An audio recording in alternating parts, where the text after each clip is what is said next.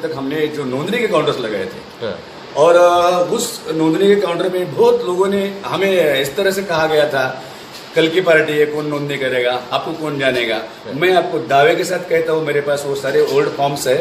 10 लाख की नोंदनी केवल 3 मंथ्स के अंदर हमारे लोगों ने की थी और मुझे तब लगा कि लोग किसी चेहरे को या किसी ब्रांड को नहीं देखते, लोग देखते हैं उसके विचार को और उसकी जिस तरह की जो विचारधारा को लोग देखते, लोग उसके मुद्दों को देखते। मैं आपसे ये कहता हूँ, और पूरे भारत से अगर आप कहोगे तो 2 करोड़ लोगों का एक्सेप्टेड हमें कॉल के जरिए बात हुई और वो एक्सेप्टेड मेंबर्स कहे जाएंगे। अब ये था ओल्ड। अब 2019 लोकसभा इलेक्शन के बाद जो सरकार बैठेगी, इसके बाद जो हमारा अभी सदस्य नोंदनी अभियान बहुत जोरों शोरों से चलने वाला है पूरे भारत में, आपको जरूर बुलाऊंगा और कितने करोड़ तक हमारा पार्टी का जाता है 5 साल के अंदर का अंक आंकड़ा जरूर आपको बुला के मैं वो बता दूंगा।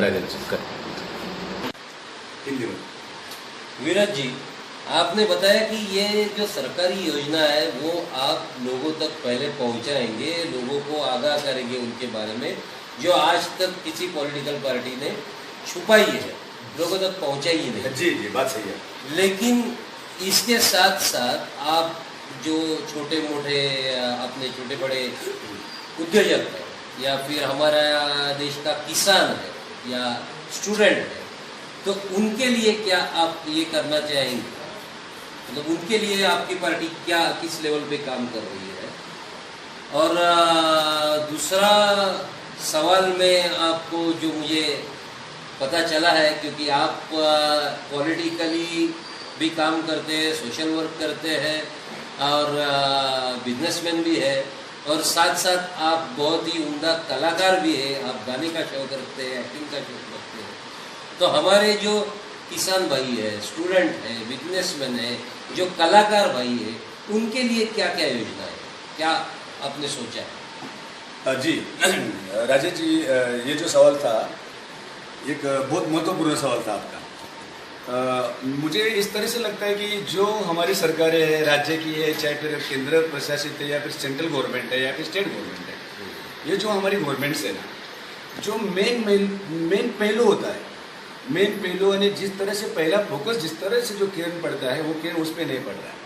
आप बोलो किससे?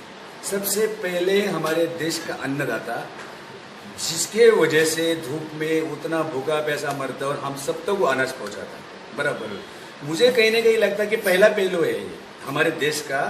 जितना हमारा देश सुरक्षा यंत्रणा पे खर्चा करता है, वो तो शोर करे, उससे भी ज़्यादा करे। फौजी भाई, आर्मी भाई, पुलिस डिपार्टमेंट, हवाई दल, वायु दल, इन पे खर्चा करना ज़रूरी है। मुझे लगता है उसके बाद का जो खर्चा ज़्यादा से ज़्यादा करना चाहिए ना, हमारे किसान भाइयों के लिए करना चाहिए। और हमारी सरकार किसान भाइयों के नसीब के लिए केवल गाजर दिखाती है, उसके लिए कुछ उसके लिए हमारी पार्टी का एक आंदोलन के जरिए जो हमारे किसान हर राज्यों में, हर देश में आत्महत्या कर रहे हैं, हमारे देश में पूरे, वो आत्महत्या रोकने के लिए सरकार को किस तरह से परेशान किया जाए, इस तरह से कैसी मांगे उनसे, उसके लिए चाहे हमें जेल भरो करना पड़ा, रास्ता रोको करना पड़ा, किसान भाइयों का पहला किरण उन पे पड़नी चाहिए। उनको आपको बताता हूँ मैं राजेश जी, कुछ पार्टियों का नाम नहीं लेते, बताता हूँ कि पार्टियाँ की विचित्र है। कुछ पार्टी का नाम शायद आप सब लोग जानते हैं कि 30,000 करोड़ का इलेक्शन में खर्चा किया था, जिनके जेब में 30,000 करोड़ तो छोड़ो, मुझे लगता है कहीं 30 लाख करोड़ भी उसके अकाउंट पे नहीं था उस पार्टी के। तो 30,000 करोड़ तुम्हारी पार्टी खर्चा करती है तुम्हारे खुद की पार्टी को चुन के लिए, क्या उसमें से कुछ 1000 करोड़ किसान भाई के लिए दिए तो फर्क क्या पड़ता था भाई? तब भी आपके पास नहीं था तो भी आपने 30,000 करोड़ दिया भाई। आप अभी तो आपके पास केंद्र में आप हो, राज्य में आप हो, तो किसान भाइयों को आप इस तरह से पैकेज क्यों नहीं दिया जा रहा है? 30,000 का नहीं, मैं बोलता हूँ ईयरली हमारे किसान भाइयों को 5 या 10,000 करोड़ का भी पैकेज दे दो ना। पैकेज देना मतलब क्या है? मत दो पैसा, गलत काम होगा। उनके लिए जो बियान और इलेक्ट्रिसिटी बिल आता है मुफ्त दे दो ना यार। वो अंदर आता है, लाखों रुपया पूंजी खेत में लगाता है और आएगा कि नहीं आएगा, दिन रात सोता नहीं है, बच्चों को पढ़ाना है, लड़कियों की शादी करनी है, घर मकान बनाना है, कितने रिस्क खेलता वो अपने लाइफ के साथ में।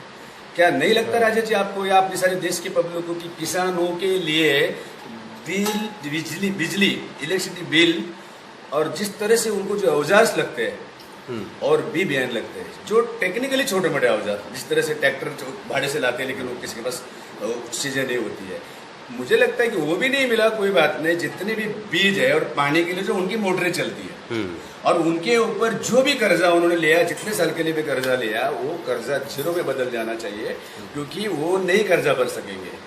वो कर्जा लेते हैं प्राइवेट साहूकार से, खेती बोते हैं, ठीक है। 100% में से 25% किसानों को फायदा होता है, 75% किसानों का वो खेत फसल जल जाती है, कुछ दुष्काल की वजह से लोग उनकी खेती नहीं पकती है और वो उनका कर्जा नहीं चुका पाए। तो सरकार ने किसानों के लिए ज्यादा से ज्यादा काम करना चाहिए, ऐसा आपका कहना है? सिंपल बात है राजा जी, उनके लिए बीजेस फ्री में, उनके लिए इलेक्ट्रिक बिल माफ, और कहीं से भी तुम पानी लाओ। मुझे लगता है कि 2014 से पहले नाम लेके बोलते हो जो अपने देश के प्रधान है नरेंद्र मोदी जी, उनके राज्य में वाळवंट था सर, शायद मैंने कच्छ भुज की तरफ सुना है वाळवंट। वाळवंट यानी कि रेत होता है, रेत में वहाँ कुछ भी नहीं उगता। वो मोदी जी ने, हाँ वो राज्य वाळवंट है जिसे रेगिस्तान बोला था, या तो छुरी, कच्छ भुज मुझे पता है। वहाँ पे उन्होंने वो बागायत के हल फ्रूट उगाए थे। एक सीएम थे उस जमाने में। मुझे लगता है कि भारत के कई हिस्सों में ब्लैक जमीन, ठीक है, कुछ हल्की होगी, करोड़वा हो या सूखी होगी या कहीं बागायती है, तो उस जमीन के लिए